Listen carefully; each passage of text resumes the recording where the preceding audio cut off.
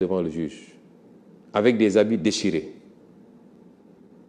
où il y avait les traces des produits dont j'avais été aspergé. Le juge a refusé d'en tenir compte pour vouloir coûte que coûte retenir l'affaire, or même que mes avocats n'avaient pas pu encore accéder au dossier. Ce n'est plus de la justice, c'est du banditisme judiciaire. Et c'est pourquoi j'ai pris la décision, toujours dans le cadre de ma campagne de désobéissance civique, de ne plus collaborer avec cette justice. Si la justice, si l'État ne peut pas nous garantir le minimum de sécurité pour pouvoir nous rendre à une convocation qui, somme toute, devait être ordinaire, je ne me présenterai plus devant cette justice pour répondre à quoi que ce soit. Lui, le président Macky Sall, avait été convoqué sur les 9 milliards de Taïwan par la justice du temps du président Abdoulaye Wade. Il est sorti de son domicile, fortement accompagné par ses militants, a roulé en sens inverse pour aller répondre. Et ces militants sont restés devant les locaux de la police jusqu'à la fin de l'interrogatoire pour l'accompagner et le reconduire tranquillement chez lui. Il n'avait pas été gazé, encore moins, il n'avait pas subi de tentative d'assassinat, il n'avait pas été brutalisé. J'ai pris cette décision ferme et je l'assume. Prendre cette décision ne signifie pas qu'on donne blanc-seing à la justice ou à quelques magistrats pour dire « il n'est pas venu répondre, on fera ce qu'on veut ». Ah non, parce qu'un magistrat ne peut pas apprécier un dossier en dehors du contexte global de ce dossier. Qu'un magistrat assiste en même temps que tous les Sénégalais à ces intimidations, à ces agressions, à ces violences, il aurait dû, lui, être le premier à prendre les dispositions pour que le citoyen que je suis puisse venir répondre à la justice tranquillement. Il ne le fait pas, mais qu'il veuille ignorer cet environnement-là pour s'empresser d'en tirer des conséquences engage sa responsabilité pleine et entière. Je veux dire à ces magistrats que le Sénégal est plus grand que nous tous. Je veux dire à ces magistrats qu'il est révolu l'époque où un juge pouvait se permettre n'importe quoi et rentrer tranquillement chez lui, retrouver sa famille, en pensant que ça peut être passé par pertes et profits. Je veux dire à ces magistrats que ce que le Macky Sall vous demande, puisqu'il dit que c'est une affaire de la justice, et c'est ça la lâcheté de certains hommes politiques.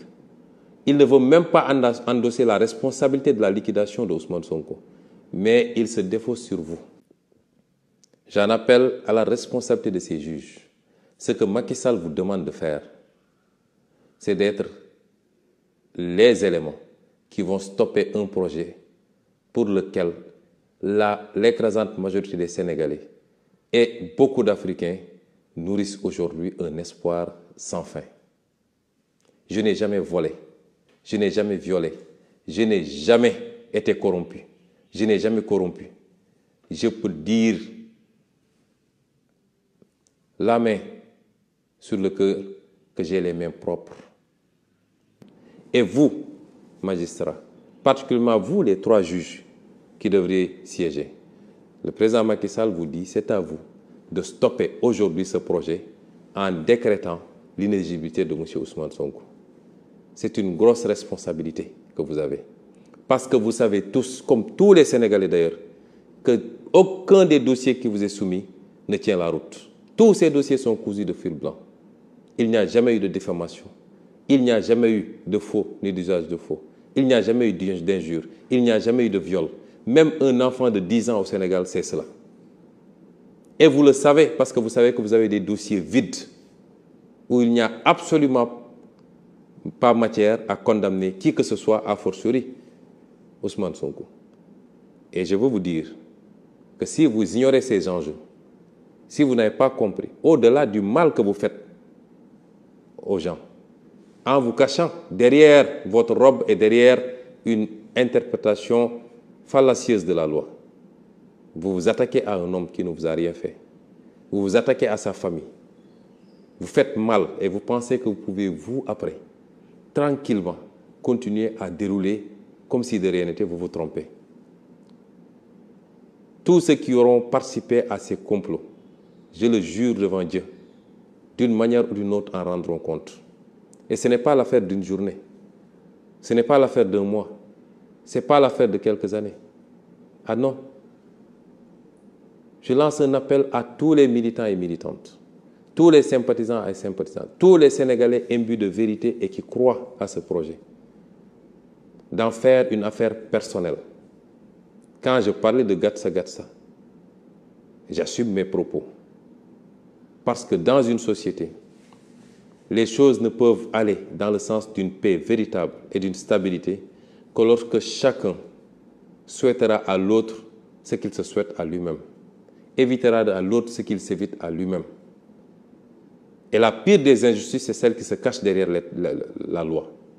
Et c'est pourquoi j'en appelle à tous les militants et les militantes, tous les sympathisants, tous les Sénégalais, à faire front et à se battre avec tous les moyens dont on dispose pour que les gens comprennent que nous avons tous les mêmes droits dans ce pays et qu'il ne relève pas d'un magistrat, quel qu'il soit, d'aller se cacher derrière une responsabilité que le peuple lui a conférée pour servir le peuple, pour rendre la justice au nom du peuple, se cacher derrière ça pour être un bras exécutant de commandes politiques.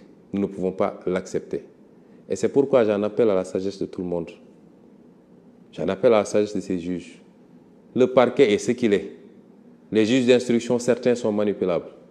Le parquet, c'est Macky Sall, puisque le parquet dépend du ministre de la Justice, qui lui dépend de Macky Sall.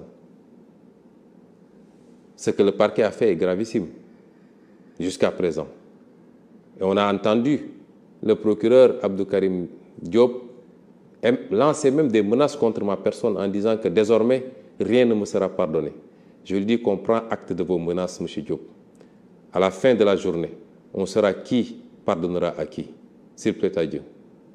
Mais je veux dire simplement qu'il ne vous incombe pas de jouer le rôle qu'on vous fait jouer et personne ne pourra vous protéger dans le court, moyen ou long terme par rapport aux actes que vous poserez.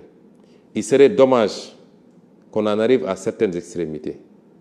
La dernière fois, l'autre fois, un magistrat me disait que s'il y a eu alternance en 2000 au Sénégal, c'est parce qu'en 1993, on a dû en arriver à certaines extrémités. C'est dommage.